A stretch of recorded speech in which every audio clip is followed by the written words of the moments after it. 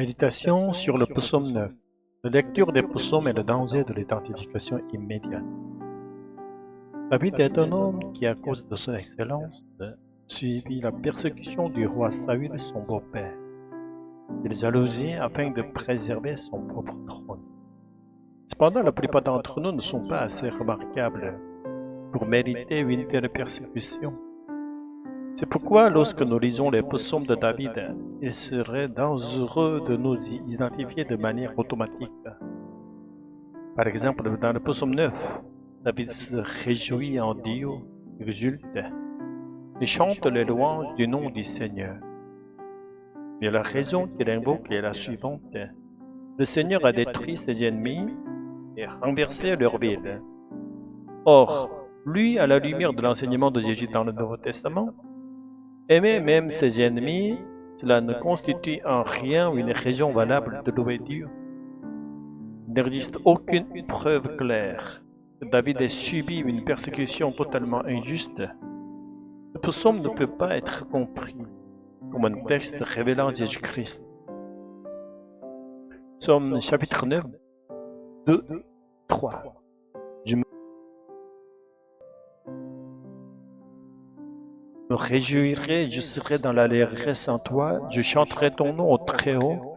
Les ennemis reculent, ils chancellent et périssent devant ta face. De plus, David apparaît comme le prototype du nationaliste qui maudit les nations étrangères et ennemies. Cela relève certes des limites humaines. Il peut se comprendre historiquement, mais ce n'est pas un contenu que les disciples de Jésus sont appelés à imiter. Psaume 9, 5.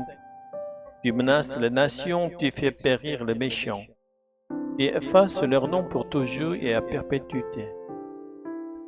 Lire toute l'Écriture à la lumière de Jésus-Christ, c'est pourquoi toute l'Écriture ne peut pas être comprise littéralement et doit être interprétée dans l'inspiration du Saint-Esprit, en prenant Jésus-Christ comme critère central.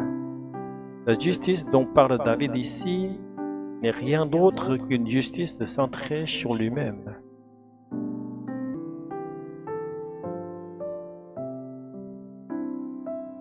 Ainsi, lorsque nous lisons non seulement les psaumes, mais l'ensemble de l'Ancien Testament, nous devons toujours garder à l'esprit qu'il existe des passages écrits à partir d'une perspective nationaliste israélite.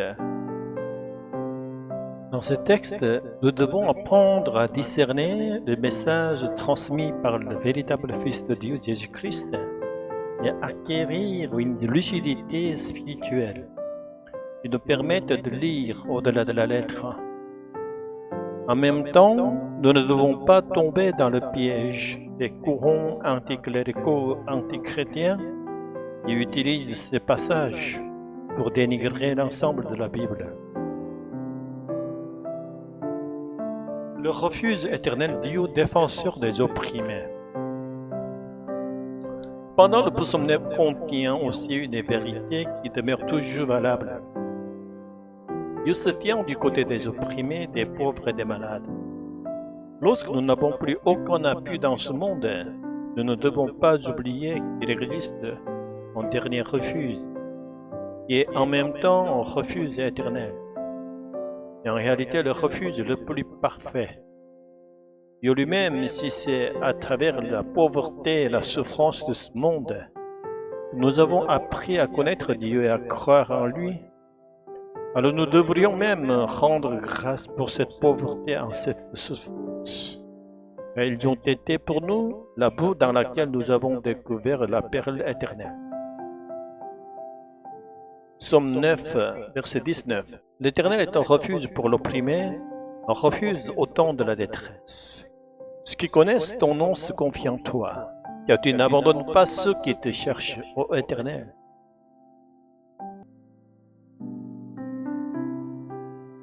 Bien entendu, face à une agression, nous ne pouvons pas simplement tendre le cou en disant « tuez-nous ». L'invasion étrangère n'est pas la croix que Jésus nous a demandé de porter. Elle doit être repoussée au péril de sa vie. Et lorsque nous sommes attaqués parce que nous sommes faibles et que l'agression vise la gloire de l'ennemi, Dieu se tiendra de notre côté. À l'époque de David, la guerre faisait partie intégrante des relations internationales. C'était un temps où la loi du plus fort était acceptée sans aucun vernis moral. Règle du monde. Ne pas vaincre l'ennemi signifiait être soi-même anéanti. C'est dans ce cadre qu'il faut comprendre les psaumes de David, les appliquer aujourd'hui tels quels, au nom de la Bible et au nom de Dieu. Dans les relations internationales contemporaines, revient à profaner le saint nom de Dieu.